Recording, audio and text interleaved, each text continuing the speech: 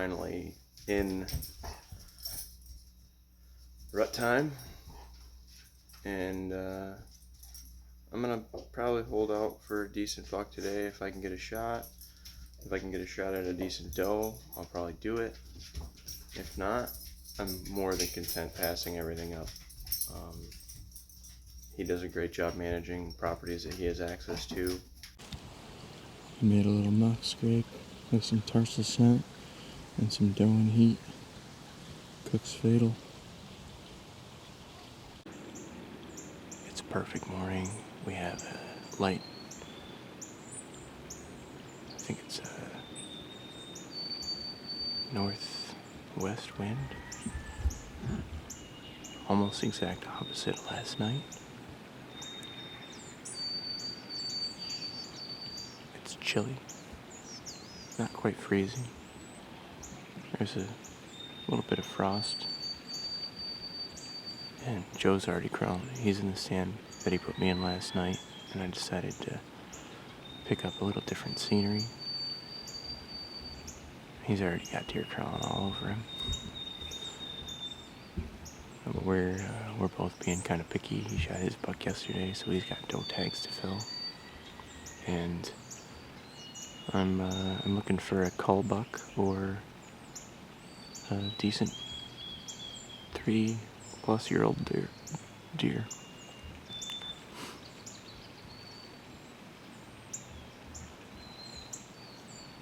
See what happens. Stay tuned.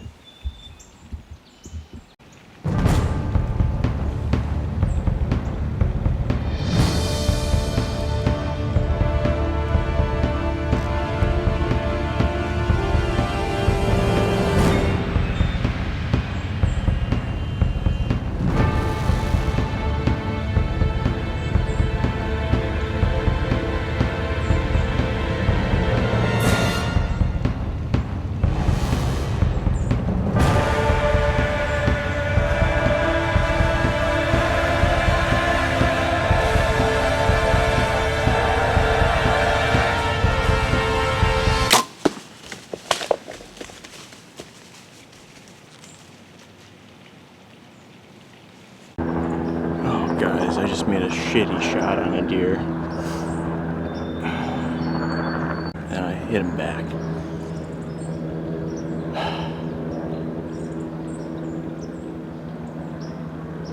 I think it's a liver gut shot.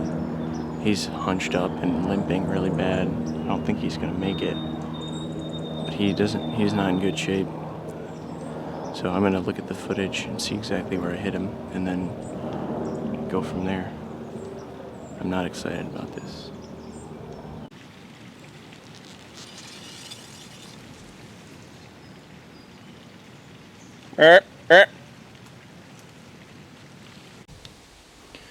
Well, I'm going to walk down to the arrow and see what it looks like.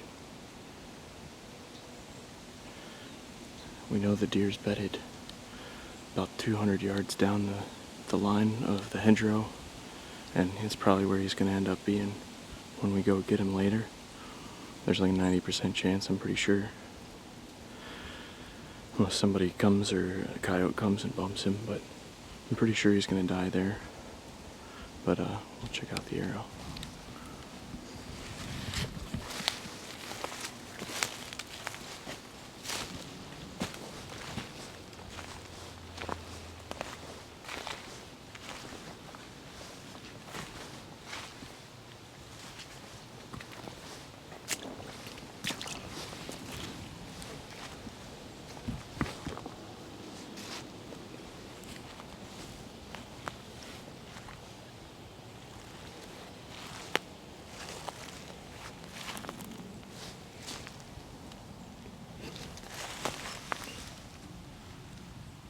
Some blooded impact.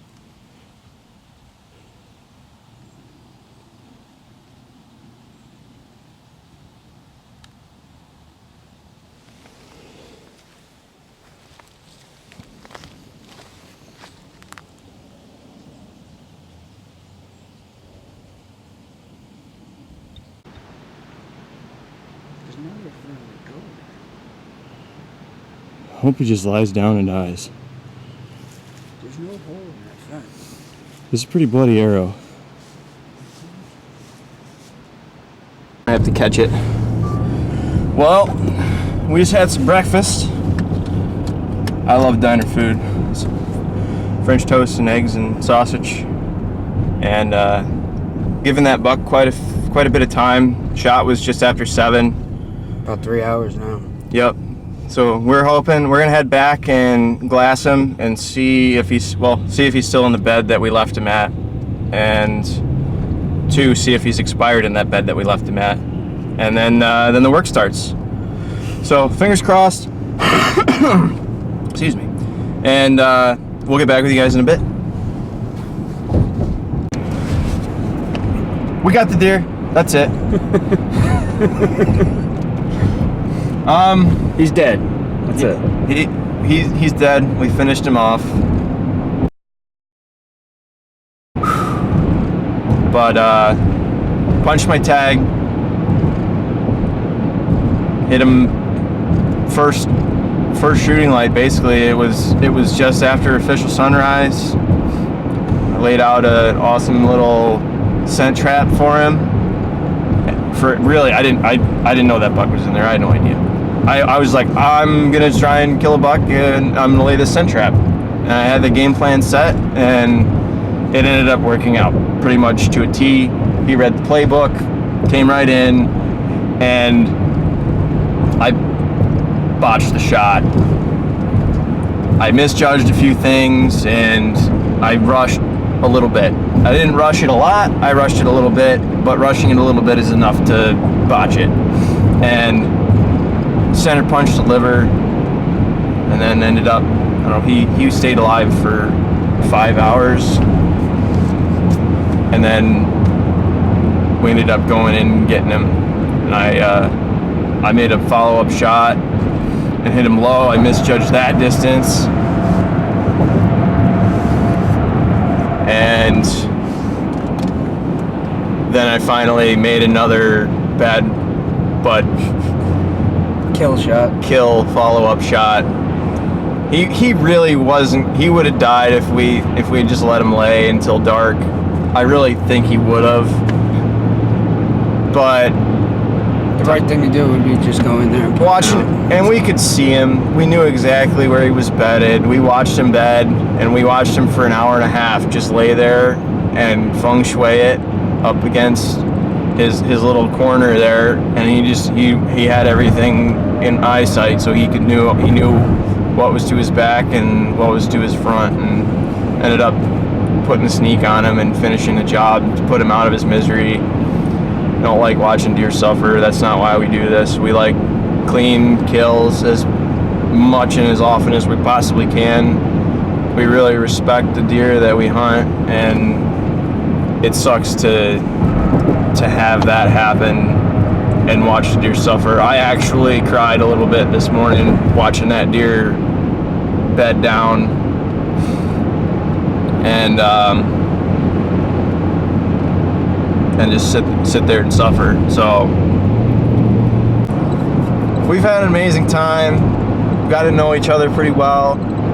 Kind of learn the ins and outs of hunting down here, and how it works. And it's a different animal.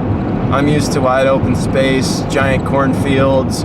Deer just, if deer see you or get any hint that you've been there, they'll go to some other cornfield and never show back up again.